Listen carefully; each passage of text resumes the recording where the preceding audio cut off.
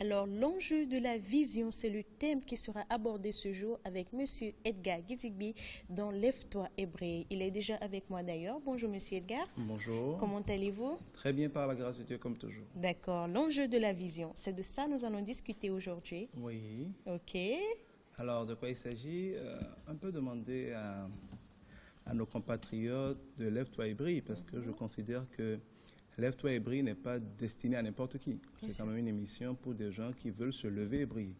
Donc, des gens qui veulent être des leaders. Donc, tout ce que je dis ici peut parfois paraître trop exigeant, mais c'est en tout cas la recette et la nourriture des leaders. Donc, je parle là des leaders.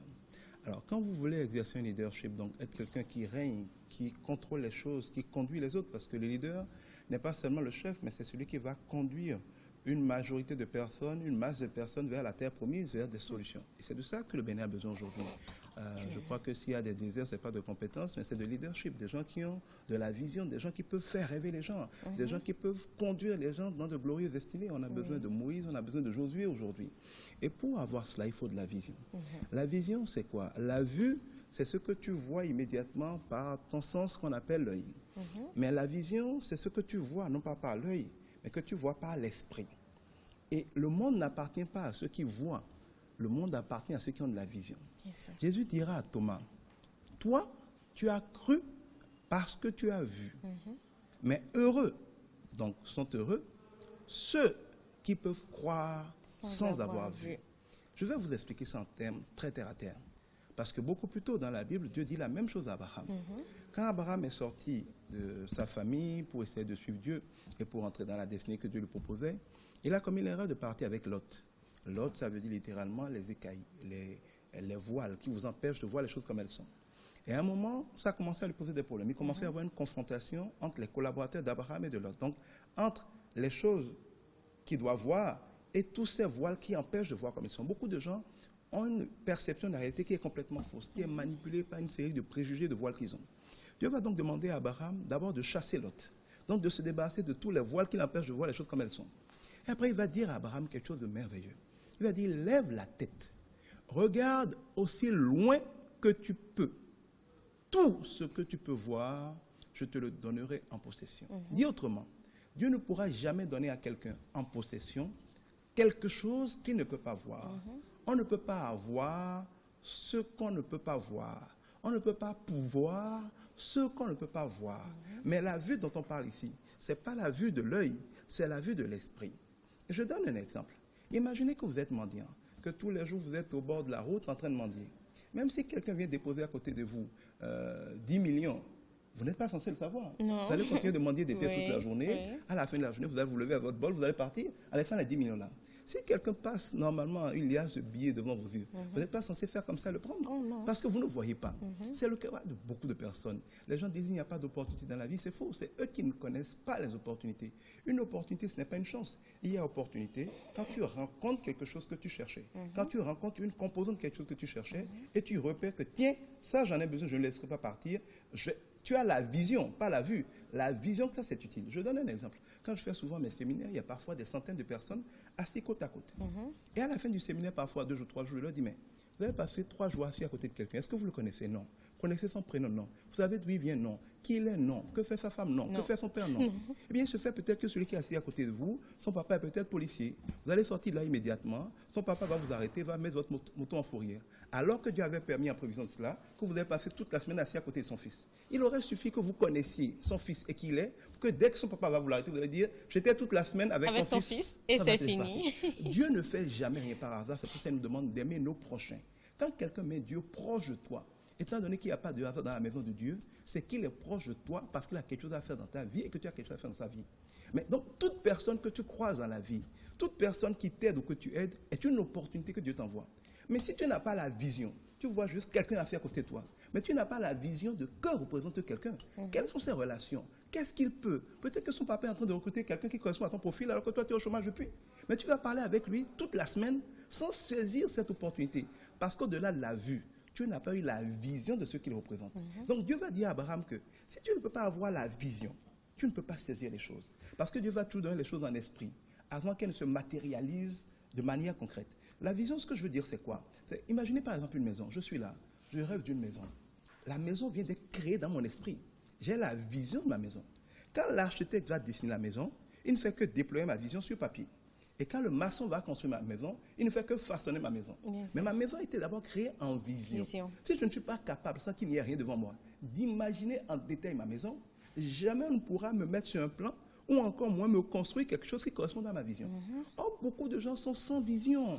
Tant qu'ils n'ont pas vu quelque chose devant leurs yeux, comme Thomas, rien ne bouge dans leur tête. Même si vous voulez faire la stratégie, ce qu'on appelle un business plan, par exemple, c'est quoi? C'est de la vision de votre entreprise. L'entreprise n'existe pas encore. On ne l'a pas encore créée. Mais vous devez être capable dans votre esprit. Il faut visionner déjà, voilà. Qui va venir acheter? Pourquoi? Comment vous allez vendre? Vous devez vivre votre entreprise en esprit. Vous devez créer votre entreprise en esprit. Et tout le reste après consistera à façonner votre entreprise. C'est ce que Dieu a fait dans la Genèse. Dans Genèse 1, Dieu crée le monde. Regardez bien, allez lire votre Bible. Vous allez voir que dans Genèse 1, Dieu dit qu'il a créé le monde. Il a créé les animaux, il a créé les arbres, il a créé l'homme à son image. Mais au début, il dit qu'il a terminé le boulot. Il avait tellement bien terminé qu'il est parti se reposer. C'est ce que nous dit la Bible dans Genèse 1. Et vous verrez qu'en Genèse 2 commence à dire il n'y avait pas d'arbre sur la terre parce qu'il n'y avait pas d'homme pour les labourer.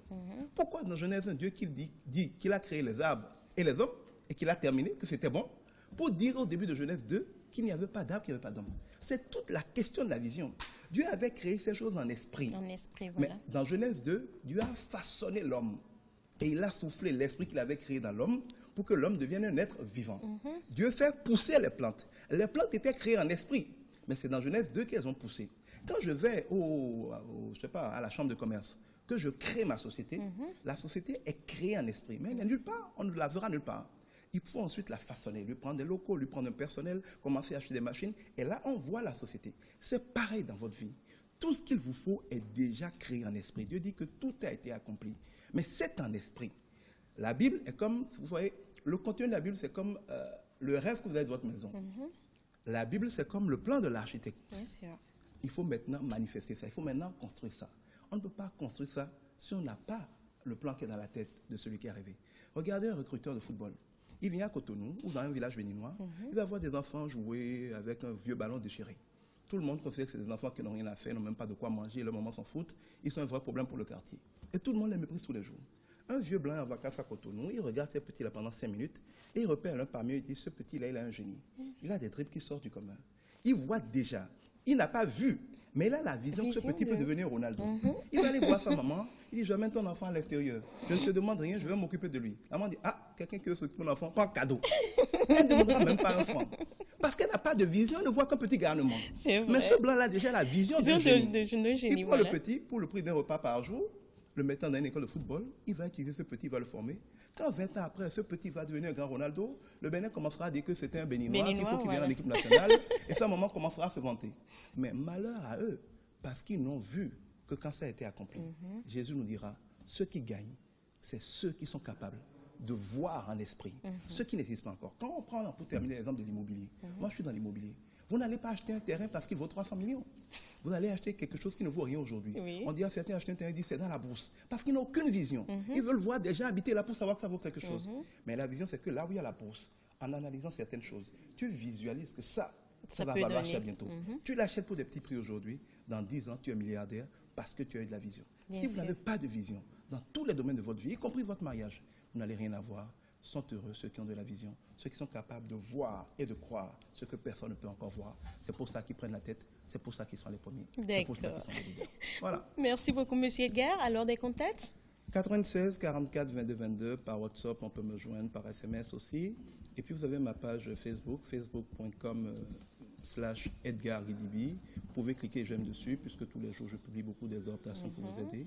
Et donc, ça vous permet de me suivre. Vous avez aussi le site du Centre Jésus pour réussir, www.jesuspourréussir.org. D'accord. Merci beaucoup, M. Edgar. C'est moi qui vous remercie. D'accord. Alors, si vous êtes encore une fois intéressé par ce que j'ai porté, un seul contact, 97 49 27 10. Il s'appelle Morel. Nous finissons notre émission de ce jour. N'oubliez pas, sont heureux ceux qui ont de la vision. Alors, on se retrouve demain à la même heure, 12h00, sur la même fréquence, la chaîne nationale ORTB. Bye bye et bon après-midi à vous.